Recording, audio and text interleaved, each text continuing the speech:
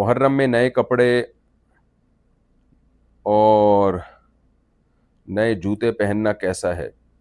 دیکھیں، جب شیعہ لوگوں نے محرم کو منحوس سمجھنا شروع کر دیا تھا اور اس میں غم منانا شروع کر دیا، تو بعض لوگوں نے شیعوں کی مخالفت میں محرم کو ایک تہوار سمجھنا شروع کر دیا، یعنی ایسا معاملہ شروع کر دیا جیسے تہوار ہے، اس میں نئے کپڑے پہننا اور اس طرح کی. تو یہ بھی غلط ہے. محرم نہ تو کوئی تہوار ہے کہ جس میں خوشی منائی جائے، نہ کوئی غم کا مہینہ ہے کہ جس میں غم منایا جائے. ہاں، یہ ضرور ہے کہ 4 مہینے اسلام میں محترم ہیں، ان میں جب آپ کوئی نیکی کرتے ہیں تو اللہ سے امید ہے کہ ثواب زیادہ ہوگا، اور اس کا تقدس پامال کرتے ہیں تو گناہ کا زیادہ خطرہ ہے، یعنی خاص طور پہ جنگ و جدال کرنا اس میں. بس اتنا ہے.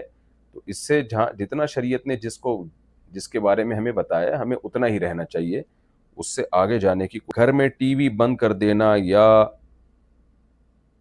سر میوزک چھوڑ دینا صرف محرم میں کیسا ہے؟ اچھی بات ہے، صرف محرم میں نہیں کریں یہ کام، سفر میں بھی کریں اور ربیع الاول میں بھی کریں. تو باقی رمضان میں سب سے زیادہ برا ہے برائیاں کرنا، کیونکہ وہ رمضان میں نیکیوں کا ثواب بھی کئی گنا میں بھی برا ہے، سفر میں بھی برا ہے، ربیع الاول میں بھی برا ہے.